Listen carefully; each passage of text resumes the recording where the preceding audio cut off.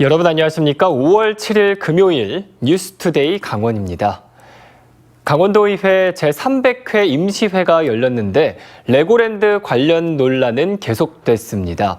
특히 이번에는 연계 사업인 컨벤션 센터 예산이 논란인데요. 부결됐던 예산인데 강원도가 코로나19 2차 추경에 포함시킨 겁니다. 허주희 기자입니다. 강원도의회 300회 임시회가 시작된 날.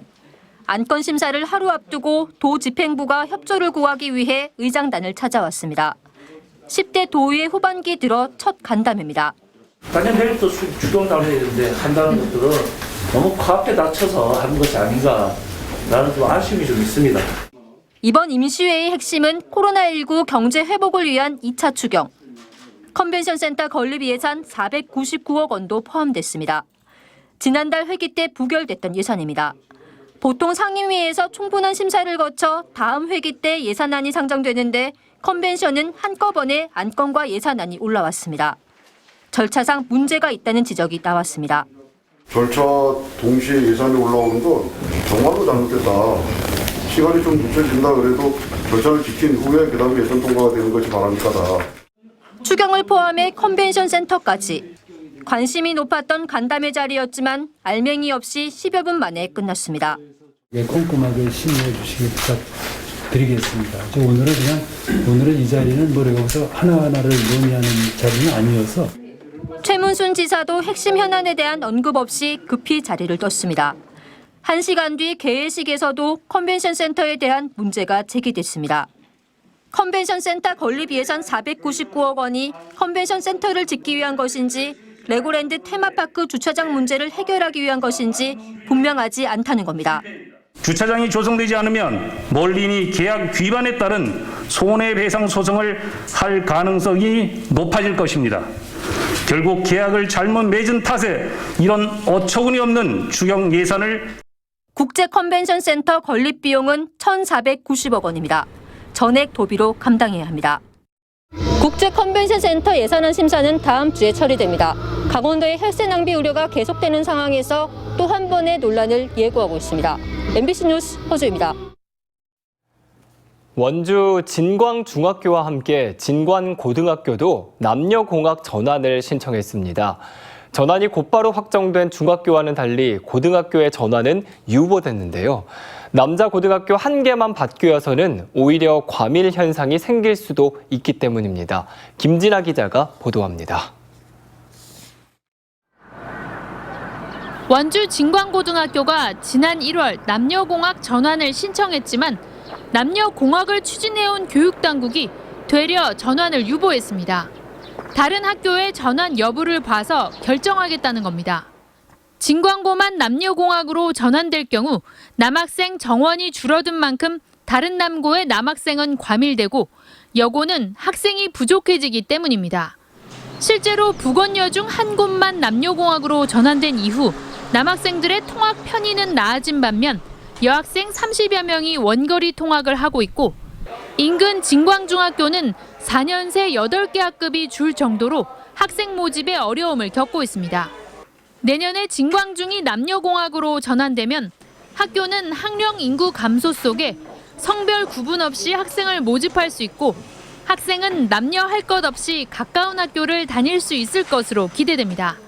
그 학생들이 저희들한테 한 50에서 60여 명이 온다 그러면 학생 수급에는 문제가 없을 것 같고 남녀공학이라는 새로운 학교의 변화에 준비를 하다 보면 좀 더 발전되는 학교가 되지 않나.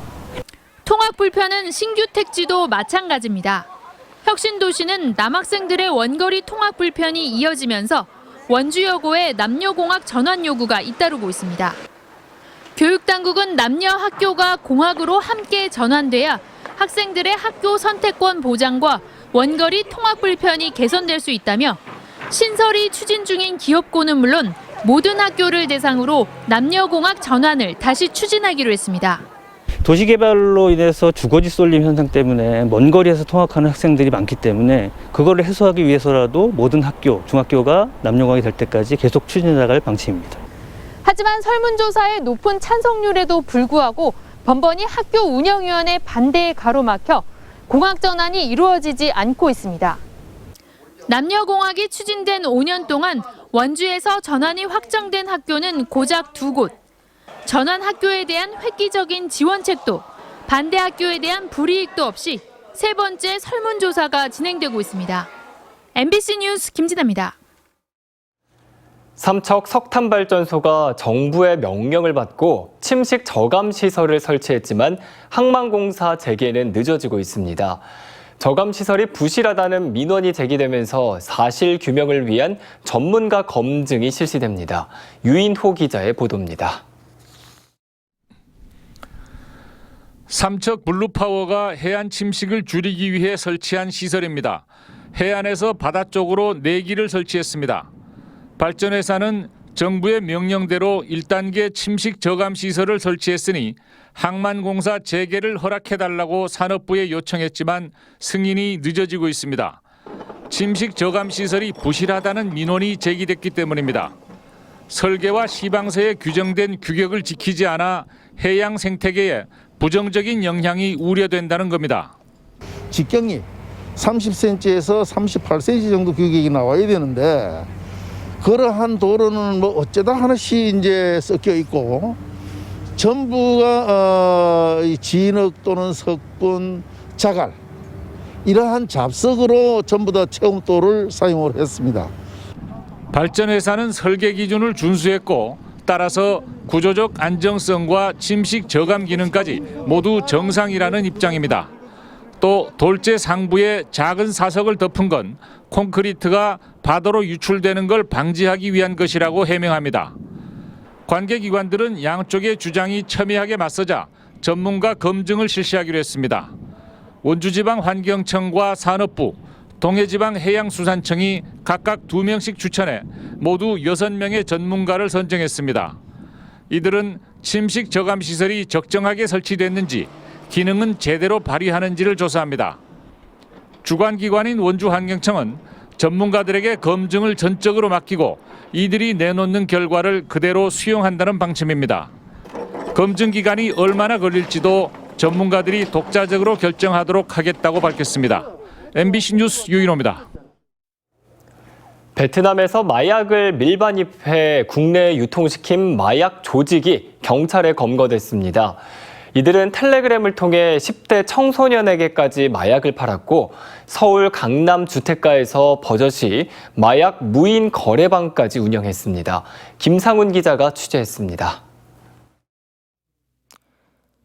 서울 강남의 한 주택가 골목입니다. 검은색 승용차에서 한 사람이 내리자 경찰이 이 승용차를 둘러쌉니다. 차 안에서 끌려 나온 남성, 마약 판매 조직의 일당입니다.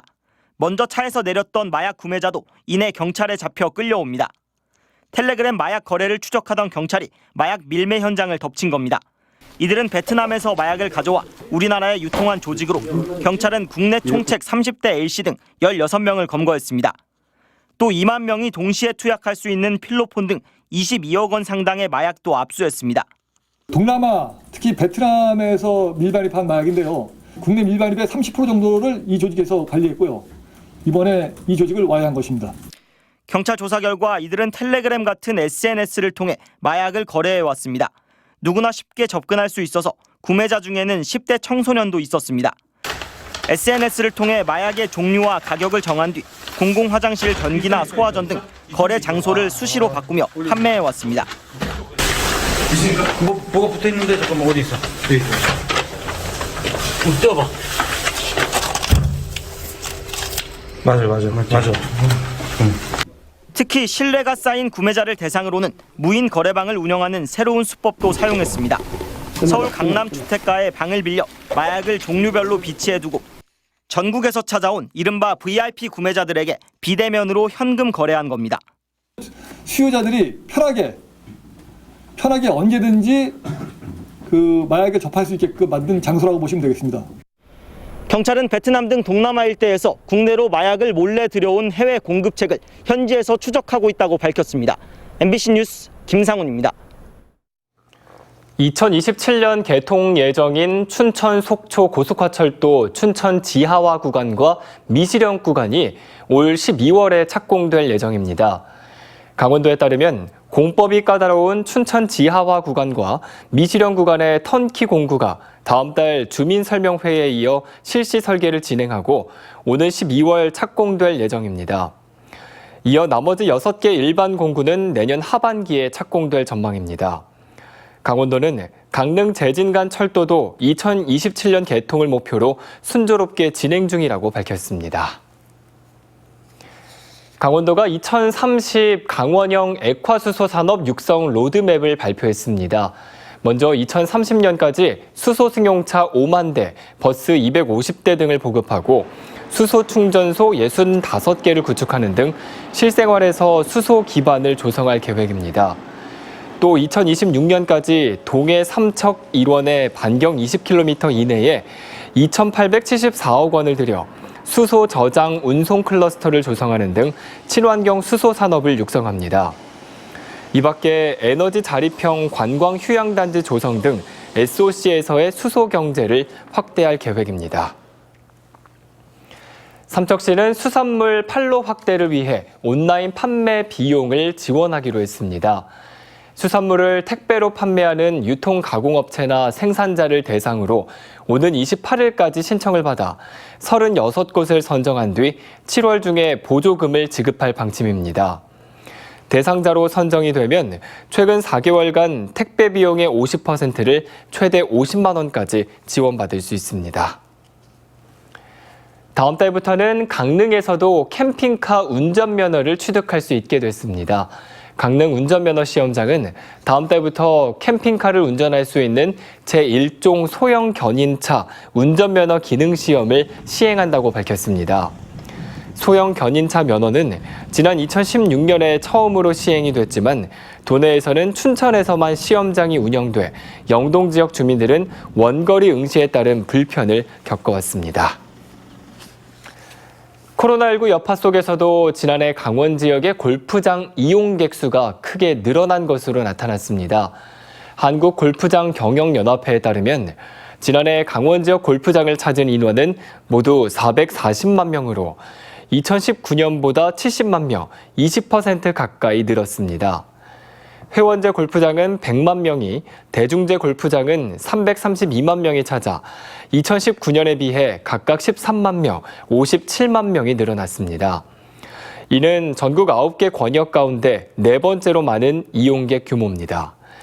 강원도에는 57개의 골프장, 1,112개의 홀이 운영되고 있습니다. 개그맨 장동민 씨의 주택과 차량을 파손해 재판에 넘겨진 43살 A씨에게 실형이 선고됐습니다. 춘천지법 원주지원은 A씨가 작년 8월부터 한 달 동안 장 씨의 집과 차량에 26차례 돌을 던져 2,600만 원 상당의 피해를 입힌 혐의를 유죄로 인정하고 징역 8개월을 선고했습니다. 재판부는 A씨가 장 씨는 물론 그 가족들에게 정신적인 고통을 준 점도 인정된다고 판시했습니다. A씨는 범행을 인정하면서도 장 씨가 자신을 도청했다고 주장해왔습니다.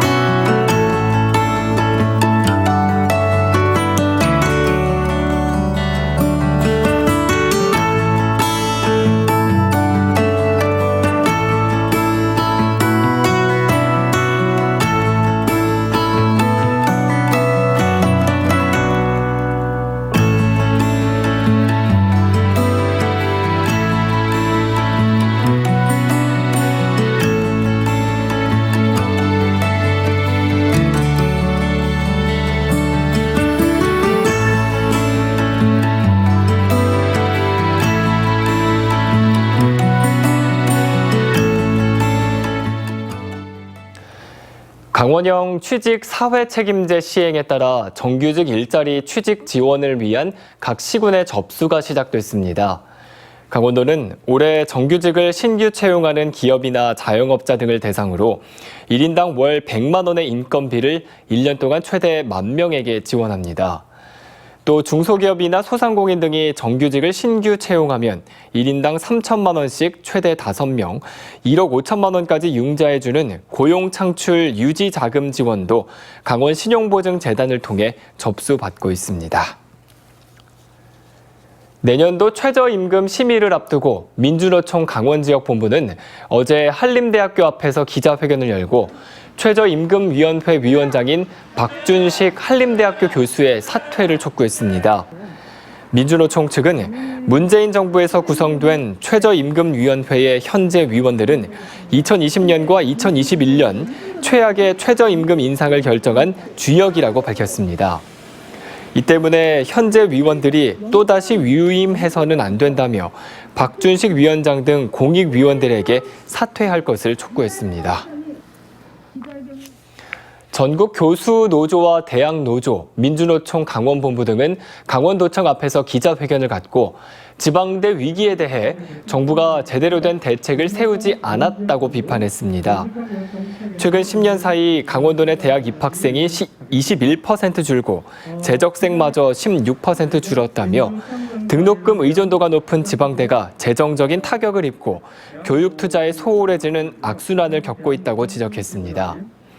이에 따라 고등교육 재정 확충과 대학교육 무상화 등 지방대를 살리기 위한 중장기 대책을 마련하라고 촉구했습니다. 강원도교육청과 KT는 원격 수업 교육 격차 해소 지원을 위한 업무 협약을 체결했습니다. 이번 협약을 통해 강원도 중학생 1, 2학년 50명을 선발해 이달부터 10월까지 6개월 동안 온라인 학습 지원 프로그램인 랜선 야학을 이용해 학습을 지원하게 됐습니다. 랜선 야학은 KT가 선발한 대학생 멘토가 국어, 영어, 수학 가운데 학생들이 희망하는 과목을 주당 2, 3회 4시간 수업하며 멘토 대학생 1명과 멘티 중학생 3명이 한 팀을 이루어서 진행하게 됩니다. 강원도교육청은 초중고등학교 28개 동아리를 선발해 통일로 통하는 평화 프로젝트를 운영한다고 밝혔습니다. 이 프로젝트는 학생들의 평화 감수성을 높이고 학생 중심의 자발적인 활동을 통해 평화 통일 교육을 활성화하기 위해 마련했습니다. 민통선 평화 누리길과 용산 전쟁 기념관 등을 직접 촬영하고 평화 통일 UCC를 제작해 유튜브에 올리는 등 평화 통일 교육과 연계한 다양한 주제로 동아리 프로그램을 운영합니다. 강원도교육청은 교직원들의 안전보건사고 예방을 위해 각급 학교와 기관에 안전보건 스티커북 730부를 제작해 보급한다고 밝혔습니다. 안전보건 스티커북은 산업안전보건주의에 대한 내용으로 55종 97개의 스티커로 구성되어 있습니다. 특히 학교 조리실무사나 청소원, 통학 차량 안전도우미 등 외국인 교직원의 안전사고 예방을 위해 영어와 일본어, 중국어를 같이 표기해 제작했습니다. 이상으로 뉴스투데이 강원을 마칩니다. 함께해 주신 여러분 고맙습니다.